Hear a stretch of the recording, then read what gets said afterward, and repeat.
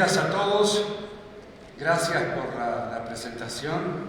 Han sido muy amables.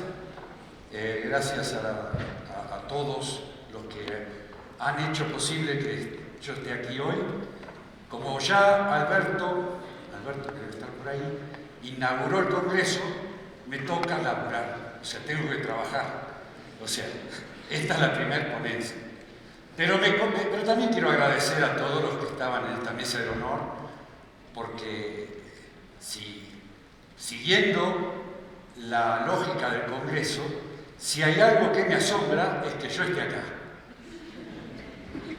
Y les intercambiaría con ustedes, porque lo que se ve de aquí es maravilloso. Y la verdad que es un privilegio poder estar aquí. Así que agradezco a la ELIC, a la gente de la Universidad de San Agustín, a la gente de Arequipa particularmente, por este marco maravilloso en que me toca conversar con ustedes. Nada mejor para mí que un teatro. Así que estoy muy, muy contento. Muy bien. Me toca hablar de algo que me interesa mucho y que por razones de logística no voy a acompañar de ninguna imagen, pero también eso me hizo pensar en que es muy bueno que ustedes me ayuden con las imágenes que vayan recreando de lo que yo les cuento. Algunas son muy abstractas, otras son muy concretas, pero van a ser las suyas las que van a servir. Y empecemos pensando en lo siguiente.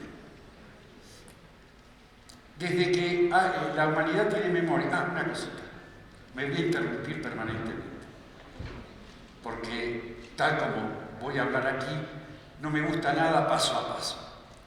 Y voy a leer un poquito, como hicieron varias de las señoras que estuvieron aquí, pero voy a leer un poquito fundamentalmente como lo hicieron los chicos que estaban acá, que siguen una canción. Yo también tengo que seguir esto porque me voy a perder.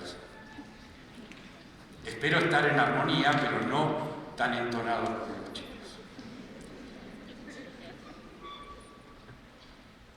La idea es así. Desde que la humanidad tiene memoria, se identifican tres formas de generar conocimiento: el arte, la sabiduría y la ciencia. Esas son las tres. ¿Hay otras? No lo sé, pero esas son tres fundamentales. Son tres formas que se entrelazaron y se diferenciaron alternativamente. Las dos primeras que mencioné, el arte y la sabiduría, son milenarias, vienen desde mucho, mucho, muy atrás, ¿no? Y son tan antiguas como la civilización más remota que conozcamos. Y a veces florecieron juntas y a veces todavía florecen juntas. En cambio, la restante, la ciencia, surgió hace muy pocos siglos. Y a pesar de que es de lo que más hablamos, de la que más congresos se hacen, y que floreció mucho en el siglo XX, en el comienzo aquella ciencia primitiva había tenido una efímera relación con la sabiduría y el arte.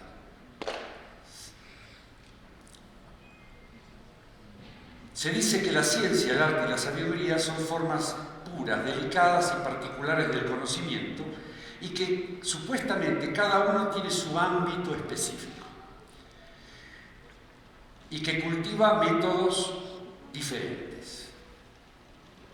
En buena medida yo creo que esta suposición es falsa, aunque en definitiva el conocimiento es uno solo en su ámbito y en su proceso, su método.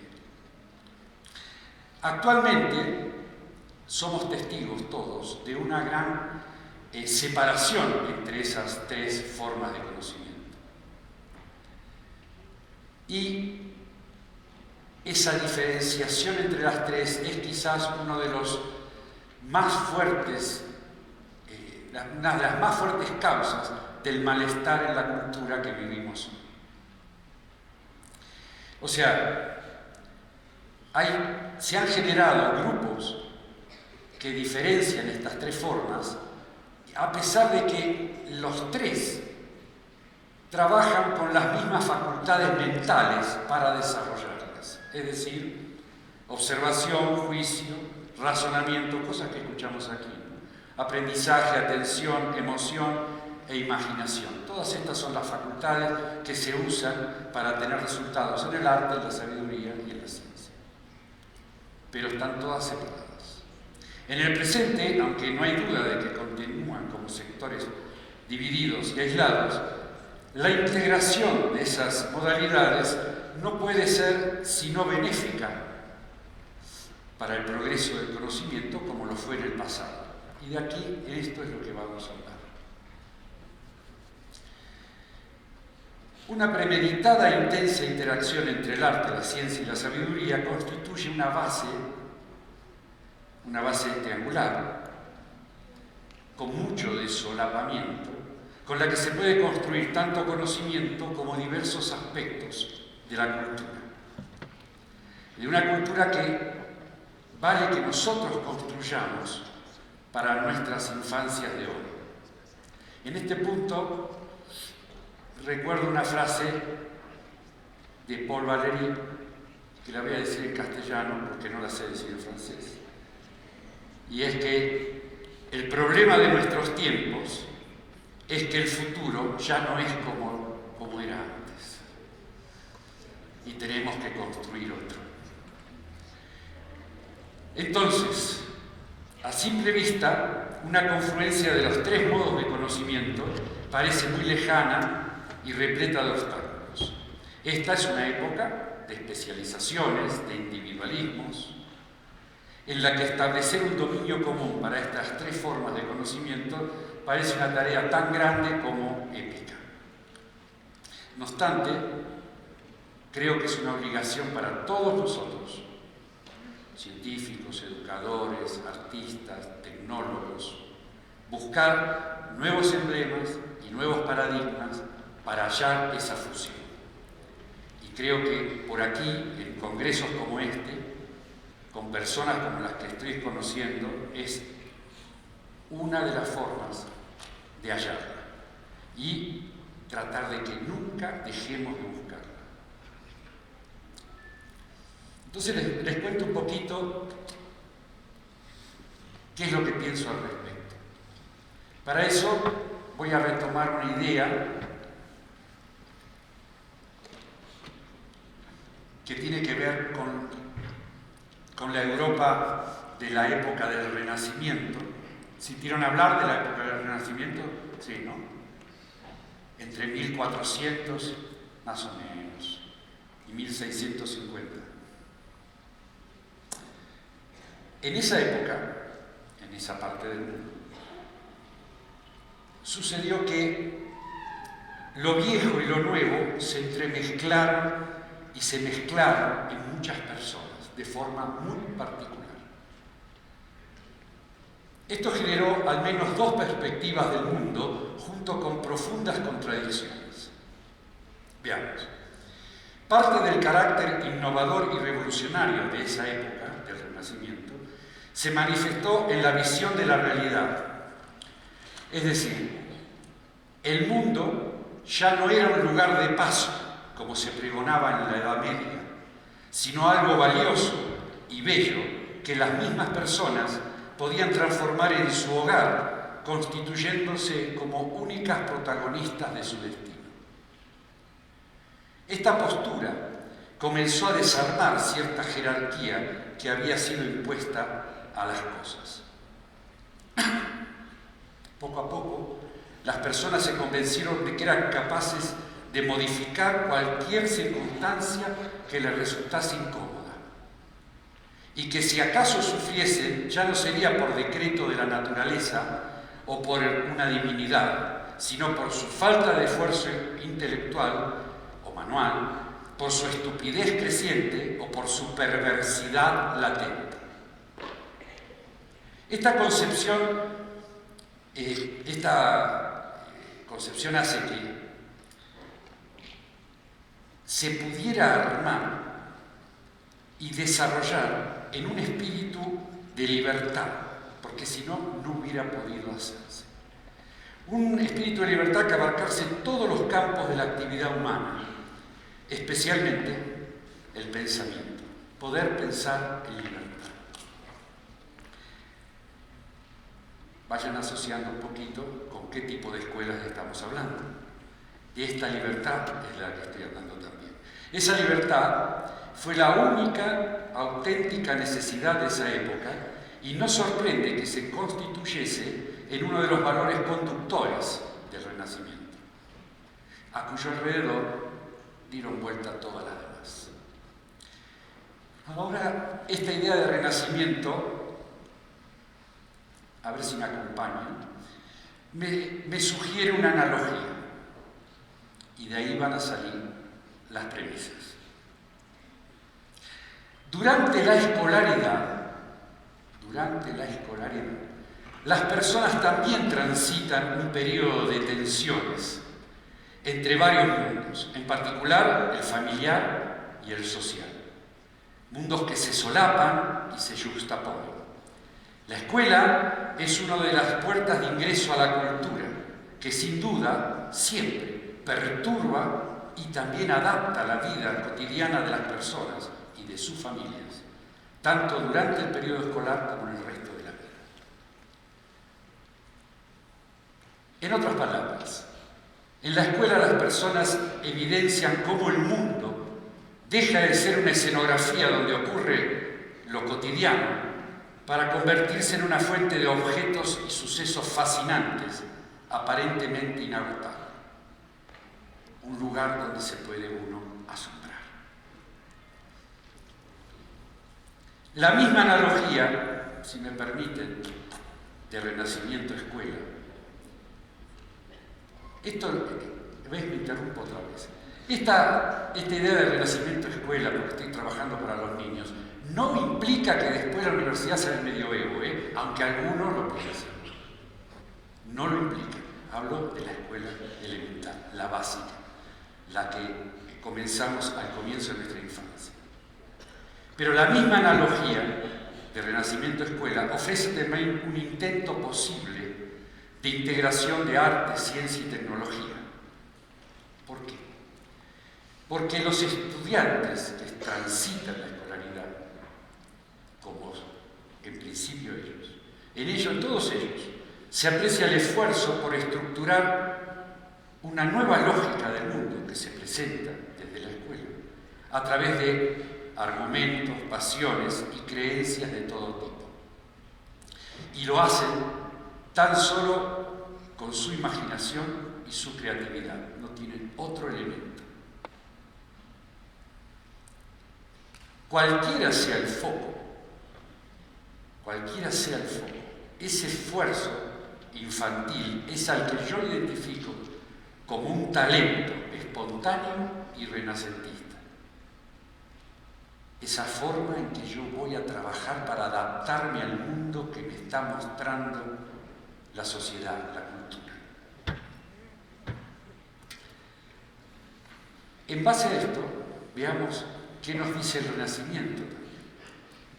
En el Renacimiento han aparecido muchas personalidades increíbles, asombrosas. Entre ellas, voy a tomar una, porque es la que me resulta más adecuada para la intención, y que es Leonardo da Vinci, que seguramente muchos lo deben conocer, ¿o no? Y yo la primera vez que conocí a Leonardo da Vinci fue porque preguntaba qué era esa figura que estaba en la tapa de una lata de dulce, y era la Gioconda. O sea, el cuadro de Leonardo da Vinci, tan conocido, era una marca comercial de un dulce en mi país. Así lo conocí, después entendí. Y después descubrí que Leonardo es el ejemplo más depurado y venerable que se puede ofrecer de la integración y la universalidad del conocimiento. Leonardo no fue, como se dice, un artista y un científico. Fue un hombre de conocimiento, un sabio que quizás mejor que nadie en el pasado nos ha ofrecido una imagen unificada de la trilogía arte, ciencia, sabiduría, y representa o brinda una norma, una guía para el desarrollo de diversos talentos, productos de esa fusión. Y de esto vamos a hablar. Cómo generar talentos que vengan de la fusión del arte, la sabiduría y la ciencia. Algunas notas de color no, importantes para mí sobre Leonardo da Vinci, por si no lo conocen del todo, o si no lo conocen para nada, o a los que lo conozcan para ver si saben estas cosas. La curiosidad de Leonardo fue universal. Su mayor contribución fue su método, ¿no? Su actitud, algo que hoy también llamaríamos un talento general. O sea, su obra maestra fue su vida, bajo lo que la puedan encontrar. O sea, encontrar por qué historiador vayan a buscar. El estudio del pensamiento y de su obra es una auténtica enciclopedia del arte, la ciencia y la sabiduría. Y no obstante, si acaso sorprende la universalidad de Leonardo, más sorprendente es su esfuerzo y su profundidad, es decir, su talento. En Leonardo no hay el menor rasgo del diletante. Si algo, un problema, una idea, le llamaba la atención una vez, volvía a él una y otra, año tras año. Vale resaltar que Leonardo fue afortunado, lo único afortunado que tuvo en su vida es haber nacido en una época de relativa tolerancia, porque si hubiera nacido un siglo después, cuando despertó el fanatismo religioso, la curiosidad inmoderada de Leonardo lo habría llevado directamente a la hoguera. Algunos perfiles. Aunque suele ser reconocido Leonardo da Vinci como un artista, incursionó en diferentes dominios, y esto es interesante resaltar. Hoy se relacionan con disciplinas como anatomía, fisiología, arquitectura, botánica, filosofía, hidrología, ingeniería, mecánica, paleontología, zoología y además algunos oficios. Era artista plástico, músico, cocinero, científico, comediante, escritor, escultor, organizador de eventos como Alberto. Hacía fiestas, espectáculos, congresos, concursos. Era escritor, cronista y poeta. Si hoy dijéramos que alguien es eso, nos reiríamos, sería un chiste de la televisión. Pero este hombre hizo eso a lo largo de toda su vida, desde que despertó su talento.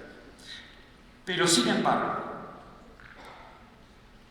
y aquí vamos a comenzar a hacer la bisagra, la actividad de Leonardo, que acaso constituyó su función más típica, la que ejerció a través de toda su vida, porque las otras eran temporarias, y sin duda la que más disfrutó, fue la de ser docente. Era maestro. Sin duda, de todas las múltiples vocaciones y de todos los talentos que Leonardo dio pruebas, ninguna se manifiesta con mayor constancia como su vocación de maestro.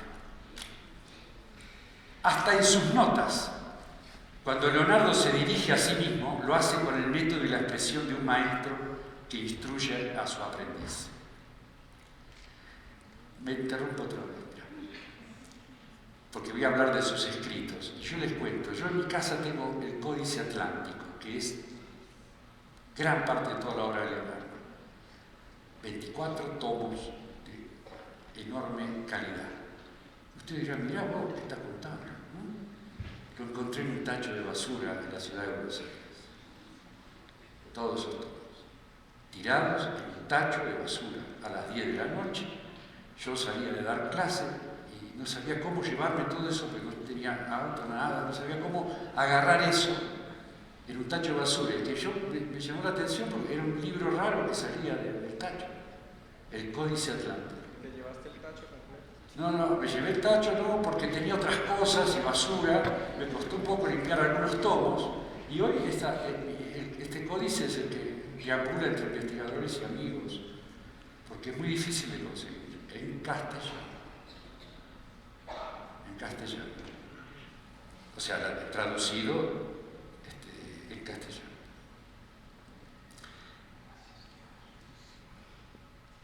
Centenares de escritos suyos solo tienen explicación si se los considera como un archivo del que extraía comparaciones, imágenes, fábulas, ocurrencias, adivinanzas.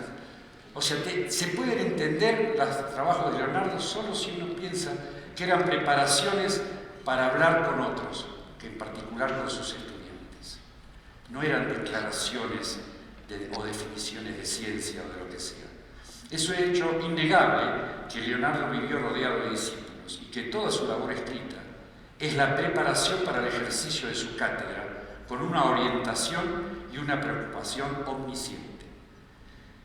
También me paro. Hay historiadores que discuten que él, porque se habla de que tenía una academia en Milán, en Italia, pero hay algunos que discuten que no la tenía, pero es para resaltar otros aspectos. Depende de cómo sea la época. Cuando la época es muy tecnológica, aparece Leonardo que hacía máquinas y aparatos.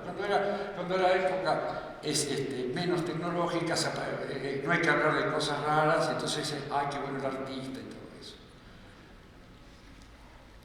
Así pero lo que siempre se descarta es que no dio clase. No dio clase, claro. Saben que Leonardo era zurdo, ¿no? Leonardo era zurdo y escribía como se haría normalmente con la mano izquierda. O sea, una escritura en espejo. Su escritura es como nuestra imagen en el espejo, es como al revés. Es una escritura clara, pero el desorden del mismo texto es tal que su lectura es muy difícil. Además, no siempre escribe de arriba hacia abajo, a veces escribe de abajo hacia arriba, como los jeroglíficos. Hay que entender cómo quiere que uno lo lea. Es un juego que plantea Leonardo a sí mismo, porque él ni pensaba que tendría lectores, ni los tenía en vida. La gente no leía los trabajos, las notas de Leonardo, escuchaba lo que él les decía. Todo lo que se sabe de sus actividades está en 1800 manuscritos, de los cuales muchos todavía no fueron explorados. ¿Cómo escribía? Y ahora piensen en los cuadernos de los chicos. No salta de un tema al siguiente continuamente. La misma página puede contener observaciones sobre dinámica, sobre gastronomía, un bosquejo anatómico y tal vez algunos cálculos malos, porque no sabía mucha matemática, y croquis para construir una máquina. Leonardo escribía de todo y en todo momento. No seguía orden alguno, ni método, ni una clasificación. Mucho menos una clasificación. A excepción, me estoy parando otra vez, a cuando escribe hace un bestiario. Ahí hizo una clasificación. Ahora bien, recuérdese muy bien de que lo que estoy diciendo, de que Leonardo aprendió a leer cuando tenía cerca de 30 años, no antes. A los 30 años aprendió a leer. No importa cuánto haya leído en su madurez, cuando ya era viejo, la base literaria de su juventud era nada, poco. Cuando ningún profesor tuvo tiempo de moldear su mente ni enviciar su juicio. El primero que tuvo, Andrea del Verrocchio, en Firenze, sería como el primer filósofo, era un tipo bastante preparado, pero mucho no le pudo enseñar, porque Leonardo no sabía leer y escribir y él no le enseñó. Entonces, si había libros ahí, eran decorativos. Le enseñó otras cosas maravillosas, por supuesto, el arte de la pintura, el arte de la forma, la proporción, todo, pero no de una lectura. Y no le enseñó a leer. La ignorancia de Leonardo es lo que lo salvó. Es así. No es que fuera un completo maleducado, o sea, que no tenía falta de educación, pero era lo suficientemente ignorante como para actuar en libertad, es decir, libre de prejuicios y de preconceptos. Se alimentó de los experimentos que hacía y de la vida real, no de los artificios de la biblioteca medieval. Leyó después en la vejez, pero incluso entonces sus lecturas nunca fueron exhaustivas, es decir, sus contemporáneos, sobre todo en Francia, declaran que jamás terminó un libro. Empezaba, pero no terminaba. Era demasiado impaciente. Cuando leía, si alguna idea se le cruzaba en la mente, irremediablemente desviaba su atención y abandonaba el texto.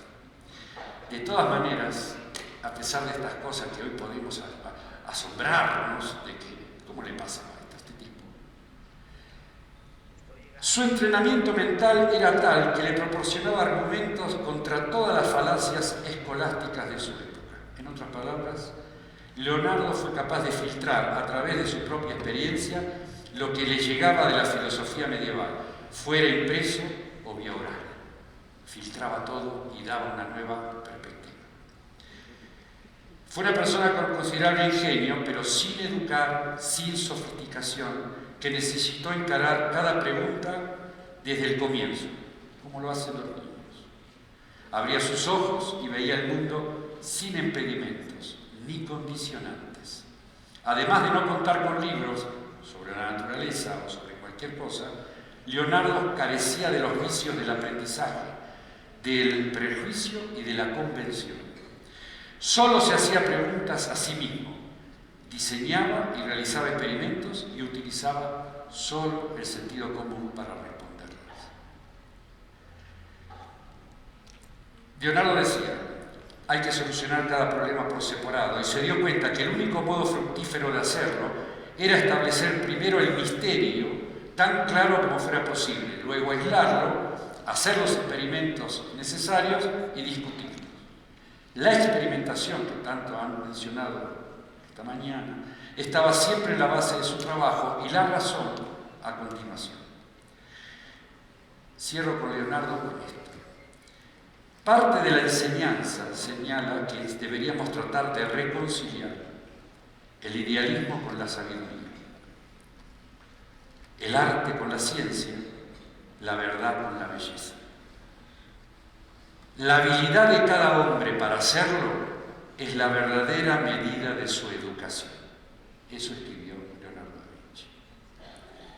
Entonces vamos a una propuesta concreta, porque todo muy lindo, qué sé yo, no es de historia esto, pero me ayuda a lo que le quiero decir. Durante casi 40 años,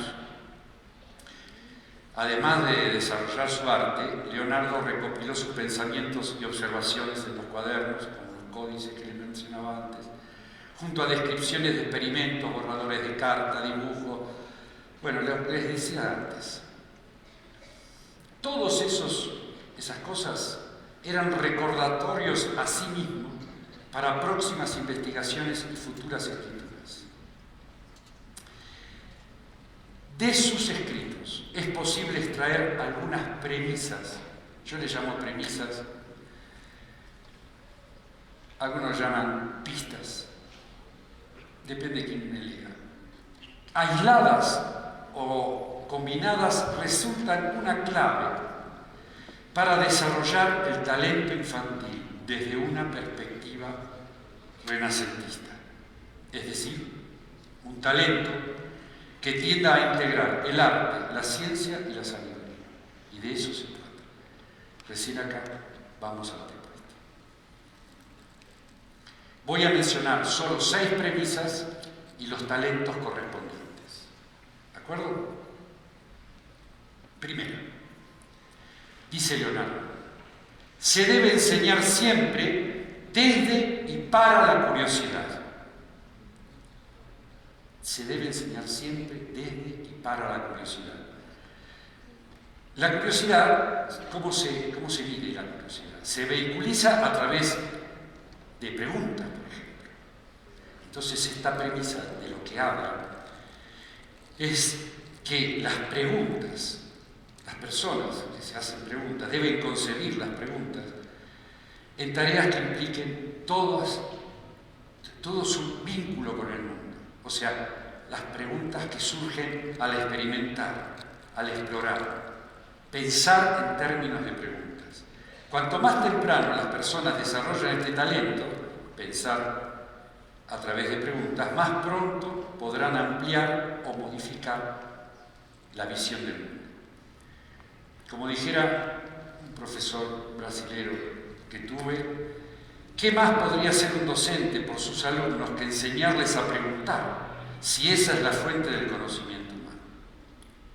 Lo trascendente de este talento es que al intercambiar preguntas, las personas adquieren una postura reflexiva y abierta, Y, como diría Freire, así evitaría que el conocimiento parezca algo acabado, final, sin posibilidad de generar nuevas indagaciones.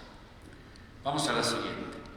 Ya les dije, enseñar desde y para la curiosidad. La siguiente es, dice Leonardo, siempre deben pretender una demostración. Siempre hay que pedir que lo demuestre. Escribió Leonardo, la experiencia no yerra nunca, solo nuestro juicio se equivoca. Con pensamientos como estos definió la experiencia, algo que aquí también se ha mencionado y en todo el programa está, definió Leonardo la experiencia como un generador, una fuente no solo de certidumbre, sino de sabiduría. Pero también, dijo Leonardo, que la razón no se opone a la experiencia, sino que simplemente está por encima dominándola, como lo general domina a lo particular. Es decir, Leonardo advirtió que las experiencias por sí solas no son suficientes para generar conocimiento. Es preciso, además, elaborarlas, procesarlas, por medio de la razón. Con esta premisa, proponemos desarrollar el talento de explorar y experimentar, para que desde temprana edad las personas entiendan la realidad y corroboren sus conjeturas. Algo más que dijo Leonardo. Quien discute alegando a la autoridad no aplica el ingenio, sino más bien la memoria. Por lo tanto, este talento de explorar experimental permitiría a las personas probar lo que se afirma, crear un procedimiento, un método, lo que sea, pero fundamentalmente evitaría que tan solo el principio de autoridad valide una idea. Por eso pide Leonardo, pretendan siempre una demostración. Además, este talento experimental favorece no solo el aprender por sí mismo, o sea, desarrollar la autonomía, sino que facilita el compartir impresiones y significados con los otros. En general, Leonardo se quejaba de que tenía que experimentar solo, por eso buscaba discípulos, porque experimentar solo no le gustaba. Les dije enseñar desde y para la curiosidad, pretender siempre una demostración. La próxima dice Leonardo, siempre aprender desde y con los sentidos. Los filósofos griegos habían eludido la experimentación y la mayoría de los humanistas contemporáneos de Leonardo repetían acríticamente las afirmaciones de los textos clásicos. Leonardo, en el siglo XV, aporta un cambio revolucionario, innovador y provocador, ya que nunca se cansó de acentuar la importancia de la experiencia directa frente a los fenómenos naturales, pero no solo los naturales, a través de todos los sentidos, aunque, nobleza obliga, Leonardo insistía mucho con el sentido de la vista como fundamental. Como dice un amigo, tal vez Leonardo tenía ojo absoluto, como algunos tienen oído absoluto. Por eso insistía tanto con la observación. Pero no con la observación como hablamos hoy, como se habló aquí. Con el ojo, él creía que el sentido de la vista era la forma de entrar a la razón. Eso es exagerado. Pero comparó los sentidos con dos ocupaciones humanas. Dijo que los sentidos eran parteras. ¿Cómo se dice aquí las parteras? Partero, ¿no? Son parteras de la personalidad, es decir, porque ayudan a dar a luz la inteligencia. De eso, así nombraba los sentidos. Y también decía que eran ministros del alma, donde, decía Leonardo, se aloja el juicio. O sea, el criterio, el juicio. Entonces dice Leonardo que era indispensable ejercitar los sentidos como un atleta lo hace con sus músculos, porque consideraba que una conciencia sensorial refinada era clave para enriquecer la experiencia. Entonces, con esta premisa, proponemos que las personas desarrollen un talento que les permita agudizar sus sentidos conscientemente. En la escuela, pero no solo en la escuela, en la medida en que se enseñe desde y por la curiosidad y se pongan a prueba las creencias personales a través de experiencias, se afinan los sentidos de los estudiantes. Esa es la forma. Así, al acercarnos a lo desconocido, se adquiere mayor conciencia de los misterios de la vida, del bien y del mal, de la crueldad, de la compasión, la inocencia y la seducción. Algo que también se mencionó acá. Agudizando los sentidos es un modo de adentrarse en las profundidades de la experiencia y de despertar la capacidad de cuestionamiento. Es decir, enfrentarnos ante cada vez más incertidumbre y ambigüedad. Allí se hallará que la duda permanente es el rasgo más distintivo de las personas creativas. Vamos a la próxima. Les dije enseñar desde y para la curiosidad, pretender siempre una demostración, aprender desde y con los sentidos. Y viene una que a mí me gusta mucho, que dice Leonardo: eviten los extremos dominantes, abracen los claroscuros. ¿De qué habla este tipo? Leonardo supo manejar muy bien la tensión de los opuestos presente en todo lo que existe. Concebía a la naturaleza como un conjunto de relaciones, no de elementos unitarios y aislados. Decía que lo observado es resultado del balance entre esas relaciones. Un equilibrio que en ocasiones es tan fugaz como frágil. Pensaba que la importancia se halla solo en la visión global del mundo. Así, algo que parece intrascendente para Leonardo se convertía en un eslabón imprescindible para entender un fenómeno particular. Me voy de acá y digo, esto está en todas las películas de detectives, ¿no? O sea, algo que parece que no es esto, no le damos mucha bolilla, pero después resulta que ese tipo que se fijó en la colilla es... Bueno, Leonardo se fijaba permanentemente en eso. Esta premisa de Leonardo muestra una perspectiva del mundo como un proceso que hoy llamaríamos sinérgico, donde no hay factores ni posturas dominantes. Por eso, evitar los extremos.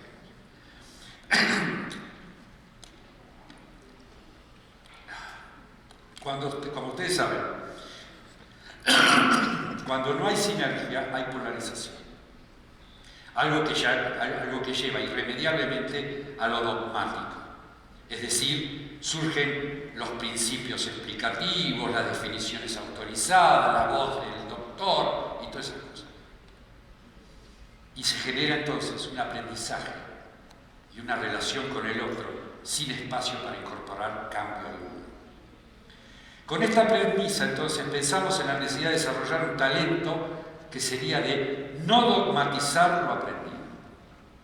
Ese sería el talento. Esto ayudaría a las personas, y a los docentes en particular, a sentirse más cómodas ante lo desconocido, a ser más amigables ante las paradojas y, sobre todo, a sostener la armonía ante la ambigüedad o la incertidumbre, como mencionaron en la presentación. Una persona que desde su infancia desarrolla este talento estará en mejores condiciones para construir una explicación causal del mundo, incluso para generar modelos. Y este talento resulta aún más potente si se puede expresar en cierto ámbito renacentista, es decir, en libertad. Y con esto quiero decir, en un ambiente suficientemente flexible para que las ideas de una persona fluyan libremente, que se muestren. ¿Por qué quiero decir esto? Porque es importante que se muestre, que se presente la vacilación y la indeterminación que se despierta ante su curiosidad. Es decir, que ante el asombro exprese sus claroscuros. No siempre el asombro es ¡qué lindo! A veces es susto y miedo, es pavor. No, o sea, no siempre nos vamos a deleitar con lo que nos encontramos. A veces nos encontramos cosas espantosas y nos agarra la misma asombro que cuando vemos algo que nos gusta mucho.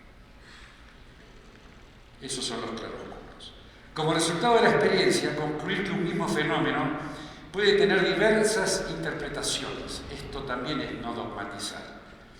Incluso distintas explicaciones. Esto es un aprendizaje trascendente. ¿Qué quiero decir? Aprender a que no hay una sola mirada de un fenómeno. Hay tantas como observadores del fenómeno hay. Y que cada uno de ellos puede descubrirlo de manera diferente, explicarlo de manera diferente y trabajar y hacer su vida y vivir en un mundo totalmente diferente. Nos pasa hoy, en este momento, en esta época, en que vivimos a veces algunos en un mundo diferente del que tenemos al lado.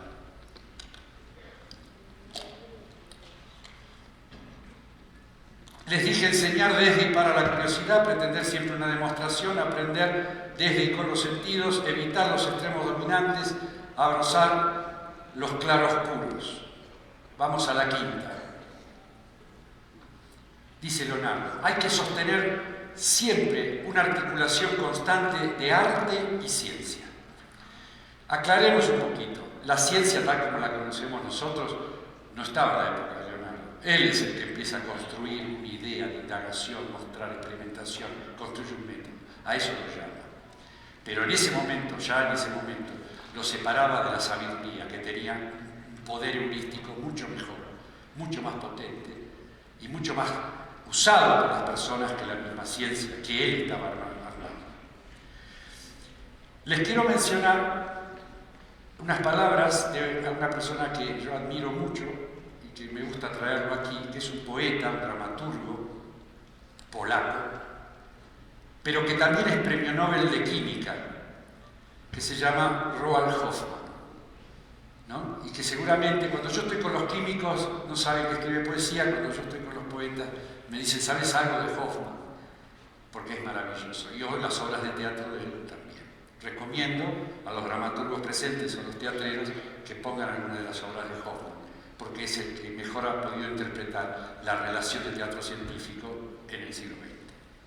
Y dice Hoffmann, tanto en la ciencia como en las artes la mente vacila, titubea, experimenta, se mueve en aproximaciones sucesivas hasta que resplandece algo cercano a la estructura intuida o deseada. Esa búsqueda, ese andar a tientas, que sin embargo arroja luces, describe la aventura del espíritu humano, el temblor y la grandeza de nuestra inteligencia y de la creatividad. Leonardo decía, como si hubiera predicho a Hoffmann, hay que estudiar la ciencia del arte y el arte de la ciencia, con objeto de que el equilibrio y la creatividad puedan emerger de la incertidumbre. O sea, arte y ciencia para tener equilibrio, para poder no dejarse gobernar ni por la imaginación ni por la razón, y aprender de la sabiduría de los que nos cuentan que han atravesado el mismo proceso. Leonardo, claro, en el caso de Leonardo es sí, tenemos que decir que usó su extraordinaria facilidad para el dibujo como la principal herramienta para la representación y el análisis de la forma de la naturaleza. La doble intención de su dibujo, como arte y como instrumento de análisis, permite pensar por qué no es posible entender la sabiduría y su ciencia sin su arte, ni sin las dos primeras. O sea, realmente cuando uno ve los dibujos es impresionante todo lo que está volcado ahí. Y están las dos juntas. Para poner en práctica su arte necesitó la comprensión científica de las formas de la naturaleza, y para analizar las formas de la naturaleza necesitó la habilidad artística para dibujar. Los niños y las niñas se muestran, los que son creativos, los que buscamos que sean creativos, se muestran capaces de juicios autónomos e independientes de sus docentes, del medio social e incluso de sus padres. Rechazan lo codificado y manipulan los objetos e ideas sin dejarse inhibir por los conformismos. Esos rasgos estos rasgos, te digo yo, se magnifican si se desarrolla un talento que aleje a los niños y las niñas, como mencionamos, de los extremos dominantes y se les permita abrazar sus propios claroscuros. Pero esta premisa de Leonardo permite un nuevo talento, que es el de balancear las artes y las ciencias como reflejo y búsqueda de un equilibrio entre la razón y la imaginación, como objeto de cultivar un pensamiento integral. ¿Qué significa esto? Este talento se suma también a la propuesta de una educación renacentista, ya que lo que se está proponiendo son exploraciones, pero estéticas, no solo naturalistas o científicas, exploraciones, experimentaciones estéticas. No aprender un lenguaje artístico, sino explorar el lenguaje artístico. La última. Les hablé de enseñar desde y para la curiosidad, pretender siempre una demostración, aprender desde y con los sentidos, evitar los extremos dominantes, abrazar los claroscuros, sostener una articulación constante de arte y ciencia. Y vamos a la última que elegí. Leonardo dice: debemos aceptar la existencia de íntimas conexiones entre los fenómenos y los objetos. ¿De qué habla con esto? Dado el respeto y admiración que Leonardo sentía por la naturaleza, dijo temerariamente que todo estaba conectado con todo, algo que hoy podría llamarse un enfoque sistémico. Ya lo había desarrollado Leonardo en el siglo XV. Una idea fundada en el reconocimiento y aprecio por la aparente interconexión que veía en todas las cosas y sucesos del mundo. Para Leonardo, comprender un fenómeno era conectarlo con otros mediante una semejanza de conceptos o de modelos. Él, esta habilidad excepcional para interconectar observaciones e ideas, es el centro heurístico de la visión que Leonardo tenía del conocimiento y de la indagación. ¿Qué usaba para ello? Cosas que dijeron acá: observar, constatar, inferir, interpretar, conceptuar, inducir, deducir, todas esas palabras que hoy se incorporan al método científico. Él las expresaba a través de las interconexiones. La búsqueda de las causas de los fenómenos está en la base de todo trabajo científico. Entonces, encontrar o poder reconocer las conexiones era relevante. Y esto tiene que ver con comprender las relaciones causales como conexiones. Lo que hoy tratamos de decir, ¿por qué sucedieron las cosas?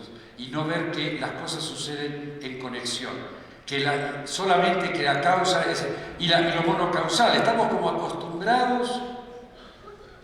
acostumbrados a que todo tiene una sola causa, no que hay muchas causas.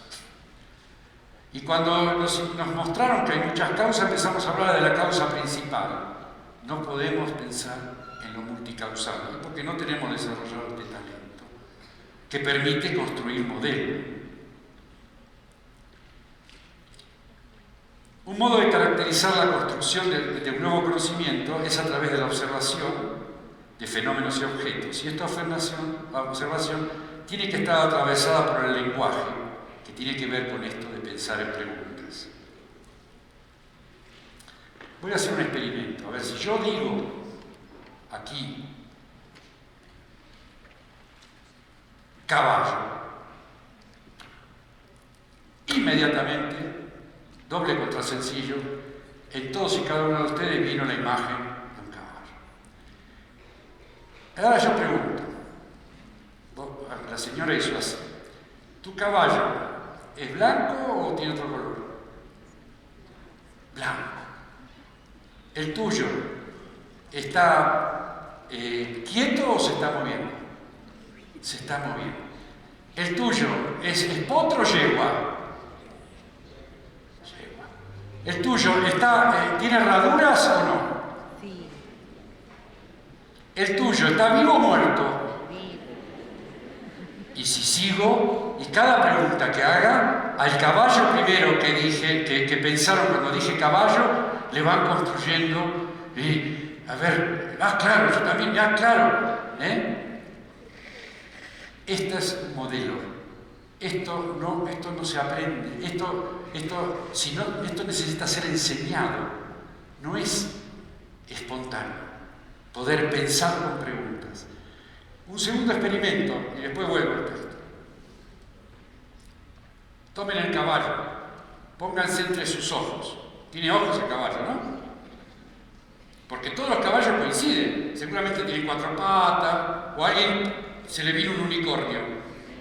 No, porque yo dije caballo, no dije unicornio. Ahora que dije unicornio, están pensando en el unicornio. Pero vuelvan al caballo. Se paran entre los ojos del caballo. ¿Están ahí? Bueno, ahora síganme.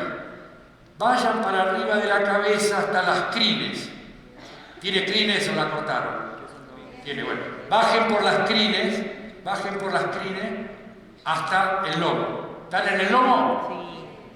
Algunos tardan más, algunos tardan menos. ¿Están en el lomo del caballo? Sí. ¿Le están poniendo la mano? ¿Está calentito? Sí. Ok, ahora del lomo vayan a la panza. Van para la panza del caballo, bien abajo, hasta ahí. ¿Están entre las piernas? Sí. Ahora vuelvan por el caballo hacia la cabeza. Pasan entre las piernas, ojo, pasan entre las piernas. Suben por el cuello, van a la quijada. ¿Están por ahí? ¿Están en la quijada ya? Pasan por la boca, es un poco asqueroso, pero pasan por la boca y vuelven a los ojos. Dieron una vuelta por el modelo. Esto hay que enseñarlo, no son espontáneos, los chicos no pueden hacerlo espontáneamente, hay que enseñar cómo trabajar mentalmente el modelo. Para eso hay que hablar de las conexiones entre las cosas. Ustedes pudieron hacerlo porque son docentes experimentados, son personas adultas que manejan conceptos, pero los pibes cuando están y uno dice este es el árbol y dibuja un árbol y parece que son planos, o este es el sol y siempre es un plato, explicarle que el sol no es un plato sino es una esfera, es todo un problema porque no se puede manipular eso.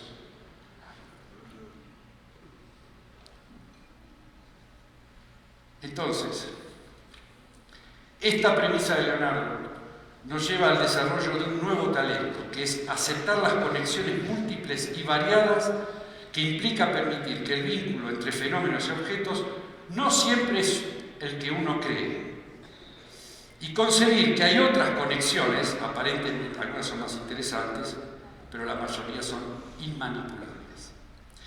Este talento renacentista permite construir y presentar las mejores conexiones para explicar por qué las cosas son como las vemos y los fenómenos ocurren como lo hacen. Pero además, este talento tiene un plus, porque si yo identifico las conexiones entre los objetos y los fenómenos, puedo desarrollar más fácil la capacidad metafórica, que también está incluido aquí. Un autor que yo admiro mucho, se llama Postman, dice esto, y quiero que lo recuerden. La metáfora es mucho más que una figura poética. No solo los poetas usan metáforas, los científicos y todos los que intentan decir algo sobre el mundo usan metáforas. La metáfora no es un adorno, es un órgano de la percepción. La metáfora es un comprobante sensitivo hecho del lenguaje para poder decir algo sobre el mundo. Y también está hecho de emociones, porque tiene que surgir del deseo por decir algo del mundo. Dos núcleos centrales que estructuran este talento y a partir del cual se puede construir una visión personal del mundo.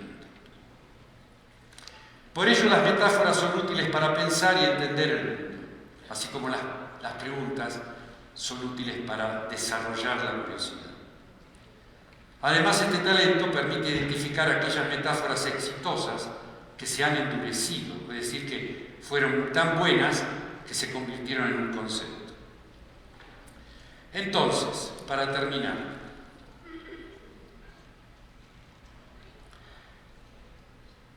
hicimos un llamado a la integración del arte, la ciencia y la sabiduría.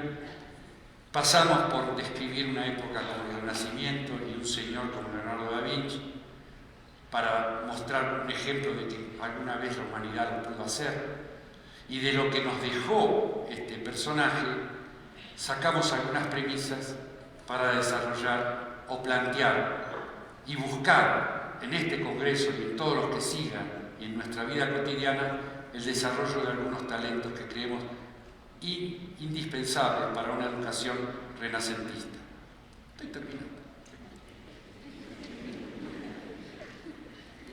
Y estos talentos son, los repito para que los recordemos, porque viste, estoy acostumbrado a la filmina, que si yo no, ahora no, ahora apelo a su imaginación. Estos talentos son, y por ahí podemos, así como la señora dijo, todos los días preguntémonos qué nos asombra, también podemos todos los días pensar cuál de estos talentos vi en este taller o pude lograr después de escuchar a este fulano, ¿cierto?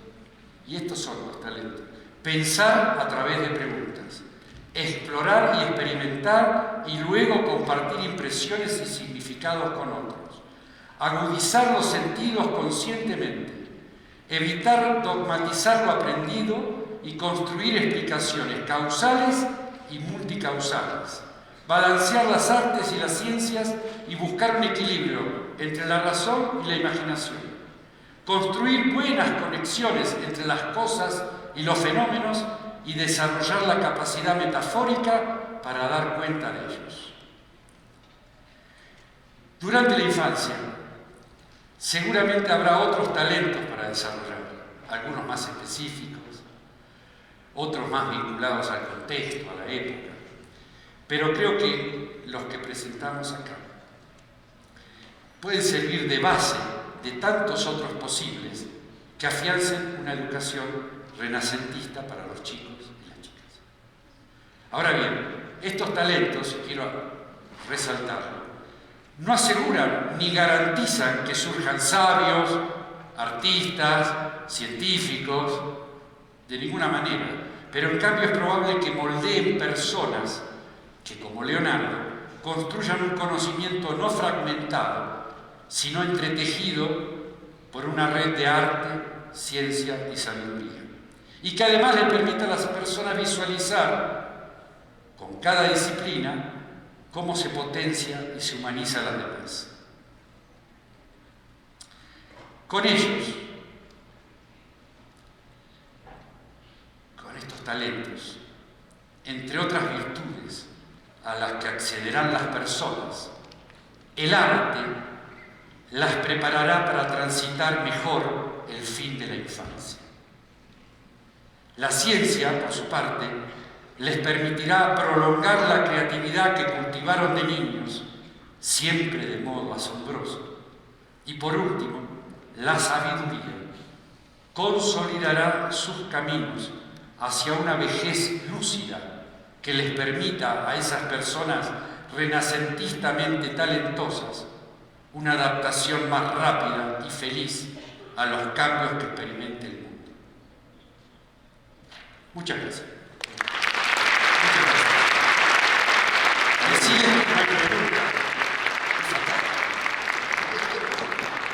Disculpen, no hay pregunta, comentario ni confesiones. Todos es otro día del Congreso, nos podemos juntar y charlar sobre todas estas cosas.